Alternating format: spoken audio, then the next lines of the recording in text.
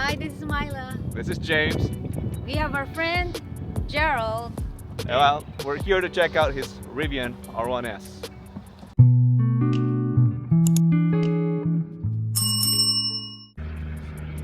So this is the Rivian R1S and we're going to test drive it and review it. This is actually my friends right there.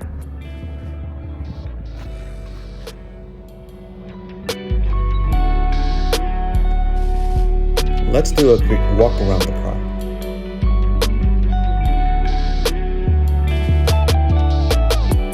Check out that side profile.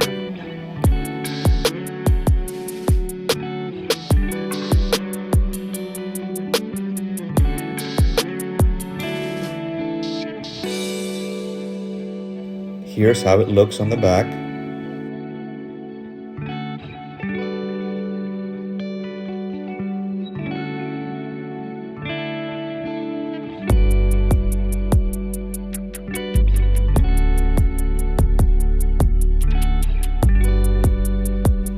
And the passenger side profile.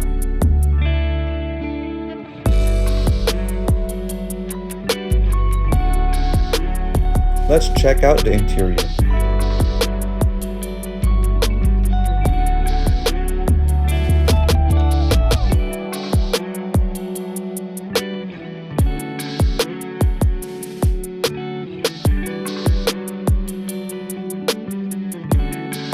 It has some wood trims on the dashboard. And check out this third row.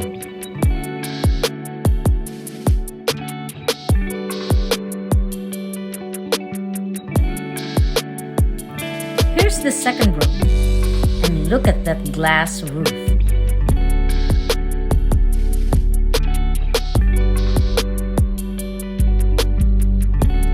Let's check out the cargo space. It has split tailgate like a BMW X5. Pretty spacious back here, even with the third row seat upright.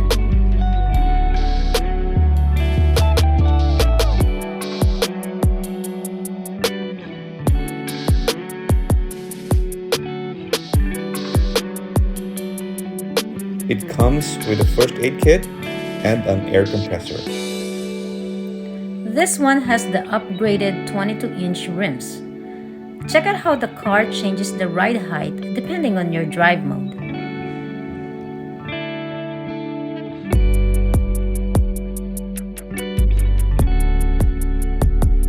It has a powered frunk.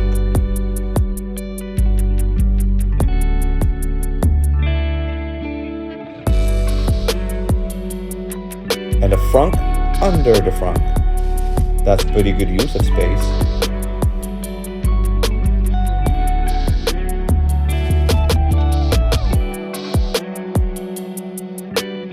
Hey everyone, this is my friend Gerald and we're checking out his new Rivian. Tell me which model you got. This is the Performance Large Pack. How many trims are there in a Rivian? There are 3 trims. And you went with the large pack. This The is like large what, pack, mid? yes. This is like the middle of the road. 665 horsepower, 0 to 60, 3.5. What made you decide between the other two trims? It caters to my everyday needs. Yeah. I don't four-wheel. The quad comes with the rock crawl, the drifting, and the rally race, which I don't really need my everyday driving. But this has 5 modes: the standard drive mode, the all-purpose, the all-terrain, snow, sand mode. You can drive on sand, and lastly the race mode. Yeah, so pretty much it fits everything you need. So you mentioned about the quad version. How do you know that it's a quad if it's looking from the outside? You can tell from the dual motor versus quad. Dual motor would have the silver calipers, versus the quad you would have the yellow calipers. The Rivian sign would have some yellow highlights. This doesn't have any yellow highlights. And lastly, from the rear, as you can tell, the R1S is outlined with a black line versus the yellow line. So the black outline right there. So can you show me the basic functions of the infotainment system? Yes, this is the main screen for the Rivian. Currently, right now, I'm in kneel mode. I set auto kneel. It brings the car a little bit lower so you can hop in easily. However, but when you step on the brake here, shows all the 5 features I mentioned. The all-purpose, that's my regular driving. Standard height. And this is my everyday driving. I mean, you could put on an auto feature as well, which I'm not, just leave it on standard, but it does have all the other specs here as well too. That's the speed mode. It lowers the ride height. If this one drives you, if you click on this one, it goes in the snow. I don't know if you felt it, right? Kind of change. Go off-road. This will be the all-terrain. It's gonna go to its highest. Even though this is only a dual motor, it can go off-roading as well. Not extreme off-roading in comparison to the rock crawl, which is one that features for the quad motor. And we're currently right now at its highest setting because of the off-road, all-terrain. Yeah. And you can see the brake regen, stability, ride feels soft, depending on what mode you want. And like I said, the quad has 8 features. Versus this is the performance dual motor large pack. It only has 5. The base model, which is the dual motor, only has 3. Yeah, and I think isn't this the model that has the highest range? Yes, this is the large pack. The range for this is 350 miles. However, Rivian does sell a max pack, which is 50 miles more for an extra $10,000. Have you checked out if it's true to the mileage on what's on the screen? I haven't, but to my understanding from the studies that they've shown for the large pack, the true real-world driving for the large pack, you will not get an extra 50 miles on top of the 350. You will only get an approximately 29 miles on top of the 350. So it just would be bragging rights just to get a little bit more. Check out the glove box. How do you open that thing? And you have some cubbies in there. I'm assuming this is the wireless charger for the phone. This is the wireless charger. However, this is a third party. This is how the actual wireless charger works. This is actually one of the negatives I feel like for all 3 models is the pad here. You put your phone here, however, it slides. Okay. However, by purchasing this third party brand, the MagSafe, it keeps my phone still, locks in place, and it doesn't move. Cool, because of the magnet. Yes, because of the magnet. Okay. Where's your cup holders? Oh, cup holders are right here. There Cool. you go. And you have a boom box underneath. Right? Oh yes, that's a special one. If you are out like somewhere on the beach, camping, at a party, at a park, you do have a very nice boom box with a pretty good beat on it. So the logo here, Rivian. That's pretty cool. Is there a glove box underneath here, just like other cars? Unfortunately, that's another. There is no glove box. The closest glove box you have is underneath the chair. It's very small though. If you open it, there you go. I have one also here on the driver's side as well. Oh, I see. Okay, part of the reviews that you do sometimes is asking the owners, since they've been using it almost every day and they see the pros and cons, the strengths and weaknesses of these cars. So I gotta ask you, how long have you had this car now? I picked up this vehicle on December 23rd, 2023. This is a 2024 model. I've had it for a little bit over a month. Over a month, yes. Yeah. So far, they might say it's honeymoon period, but I'm guessing you already have your likes and dislikes and some improvements that you would suggest to Rivian. Oh yeah, I definitely have my likes and dislikes. First of all, likes. Rivian did a very fine job in terms of the interior. They put a lot of money in this. I feel like I really spent like close to 6 figures for this vehicle. So I'm very happy with the interior. Very luxurious. I like the dashboard, which is actually wood. Screen's a little bit smaller than Lexus. Maybe I don't really need a big fancy screen, but I think the screen is it's a pretty good size in my opinion. I think it's more than sufficient. I think it's just good size. Yes, definitely. This vehicle caters to my everyday needs. It's pretty fast. In comparison to what the vehicle I used to drive, a Toyota Sienna. I feel like this vehicle is very spacious. A lot of trunk space, Yeah, typically the people who move from a minivan to an SUV miss that space, but doesn't seem like the case here. No, I don't miss that space. I mean, I go camping a lot. This is like a perfect vehicle for us as a recreational vehicle. And also, lastly, it fulfills our requirement in terms of the luxury aspect of the vehicle. To me, in my opinion, I think this is a very luxurious car. Yeah, I can see that. Coming from Tesla, the materials that they used for Rivian are, I think, a little bit better than what they use in the Tesla. Although I have a 2019 one, I'm not sure about the newer models if they've improved now. I haven't checked that out recently. And then this light, they could have done better with in terms of the charging. The fact that I had to buy this extra piece just to keep my phone intact. I know it's kind of tedious. And then, you know, especially this too, just the compartments.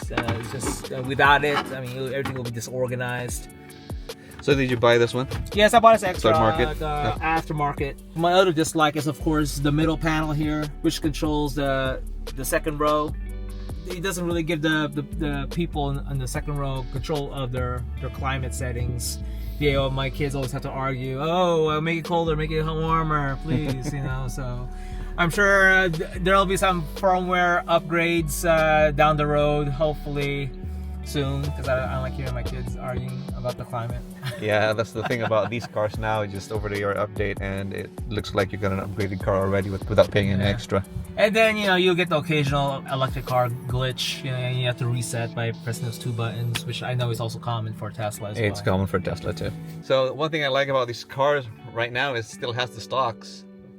Yes. Not everything on the screen. Not everything on the screen. You are definitely correct, James. Yes. I want you guys to listen to the door when you close it. That sounds solid to me. Okay, let's get this going. Let's get going. Going for a ride here. It is a quiet vehicle. You know, it's an electric car after all, so there's no worrying of any engine. That's the sound of the turn signal. I think Rivian doesn't have CarPlay yet, right? Yes, no CarPlay. If you use Google Play, they don't have that. They don't have Apple Play either. It's all primarily Alexa. So if I listen to my music, oh, there you go, Alexa. Alexa, play pop songs. Resuming Amazon Music. Oh, there you go. So it seems like proprietary Yes. Amazon Music as well. Alexa and You know, it's responsive. It's like being in your house using your Alexa or your Google Home. let me say hello to this Rivian.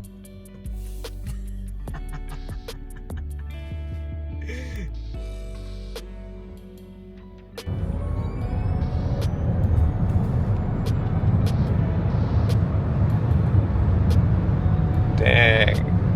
For an SUV, it has a lot of pickup. Yeah. It's electric car fast. You might want to slow down before the cops get on us.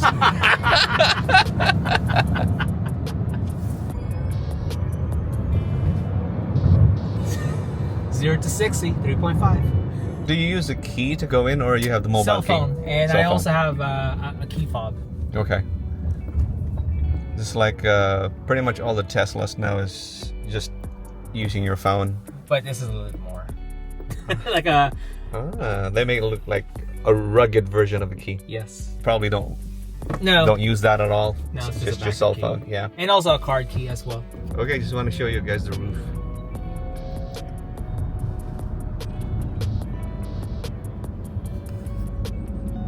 So it's my time to test drive. My friend just trusted me with his six-figure vehicle. Hopefully I take care of it.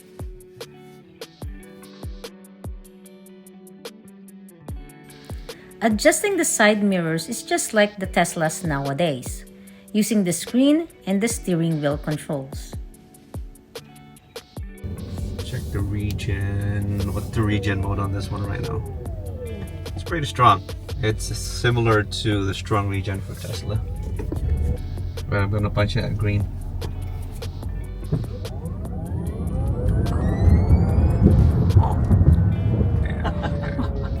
Never gets old, G. I know, it never gets old. I love it. So if you're shopping for an SUV for your family right now, here's a great option. And of course, there's still that Tesla right over there. But there's a market for each one of them. Which one's your style? Drop it down in the comments below. Okay, thank you guys for watching. Thanks, G.